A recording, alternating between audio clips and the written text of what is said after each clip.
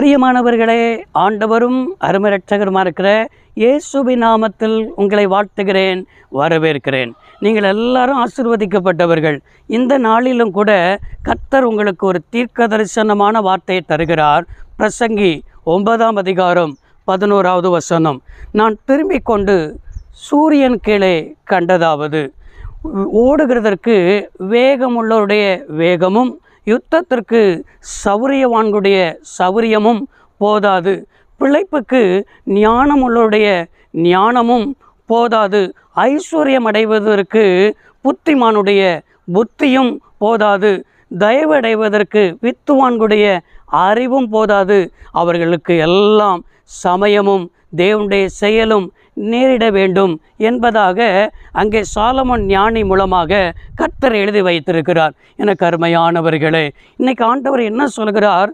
காலமும் காரியமும் என்பதாக கர்த்தர் பேசி கொண்டிருக்கிறார். உங்களுடைய வாழ்க்கையில் எல்லாவற்றுக்கும் ஒரு காலத்தை கர்த்தர் குறித்து வைத்திருக்கிறார். அந்த காலத்தில் எல்லாமே நடக்கும் என்பதை நீங்கள் விளங்கி கொள்ள வேண்டும். நீங்கள் நினைக்கலாம், நான் நல்லா ஓடுவேன், என் ஆவிக்குரிய வாழ்க்கையில் விசுவாசத்தில் ஓடுவேன், எனக்கு நல்ல பலன் இருக்கிறது, என் ஓட்டத்தை நான் ஓடி எல்லாவற்றிலையும் ஜெயிச்சிருவேன். நீ வேகமாக ஓடுகிறது நிமித்தமாக உன் வேகத்தை வச்சு ஒன்றுமே ஜெயிக்க முடியாதுன்னு சொல்லி கர்த்தர் எழுதி வைத்திருக்கிறார். அதே போல் எனக்கு நல்ல பலன் இருக்கிறது, நான் எல்லாவற்றிலையும் யுத்தம் பண்ணிடுவேன், நான் யுத்தம் பண்ணி எல்லாவற்றையும் மேற்கொண்டுருவேன்.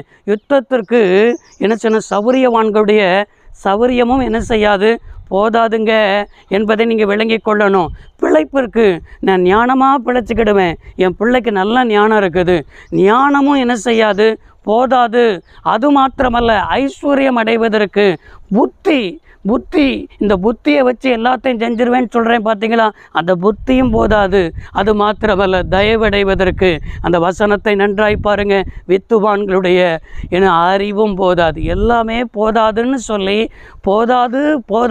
சொல்லி எழுதினவன் அவர்களுக்கெல்லாம் மேலே சொல்லப்பட்டிருக்கிறது பார்த்தீங்களா, அந்த பிரசங்கி 9ஆம் அதிகாரம் 11வது வசனத்தில் சொல்லப்பட்டிருக்கு பார்த்தீங்களா, அவர்களுக்கெல்லாம் தேவனுடைய சமயமும் தேவனுடைய செயலும் நேரிடணும்.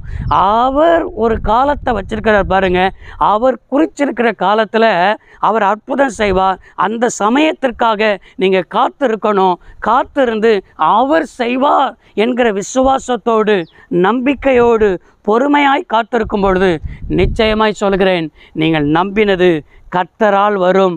அந்த கர்த்தரால் வருவதற்கு நீங்கள் அவருடைய சமூகத்தில் அமர்ந்திருங்கள், அவருடைய சமூகத்தில் காத்திருங்கள். இந்த நாட்களில் அவருடைய வாழ்க்கையில் அவருடைய வேலை வந்தது, சோர்ந்து போகாமல் என்ன செய்யுங்கள்னு சொன்னால், கர்த்தர் இந்த நாள் தான் எனக்கு அவர் குறித்த நாள் என்று சொல்லி நீங்கள் செயல்பட ஆரம்பியுங்கள். கர்த்தர் உங்கள் கூட இருப்பார். இந்த வார்த்தையின்படியே உங்களுக்கு ஆண்டவர் நடத்தி அற்புதத்தை காணப்போகிறீர்கள். ஜெபிப்போமா? சர்வ வல்லமையுள்ள தெய்வமே, அன்பு தகப்பனே, உம்முடைய பிள்ளைகளுக்கு நீ கண்களை திறந்திருக்கிறேன். அவர்களுக்கெல்லாம் தேவனுடைய சமயமும் செயலும் நேரிட வேண்டும் என்று சொன்னது போல உம்முடைய பிள்ளைகளுக்கு நீர் குறித்திருக்கிற காலத்தை இந்த நாளை வைத்திருக்கிறேன். இந்த நாளில் உம்முடைய பிள்ளைகளுக்கு குறித்திருக்கிற செயல் நேரிடத்தக்கதாக அற்புதங்களை செய்வீராக. இயேசு இரட்சகர் நாமத்தில் வேண்டி கேட்கிறோம் நல்ல பிதாவே. கர்த்தர் ஆசீர்வதிப்பாராக. God bless you all.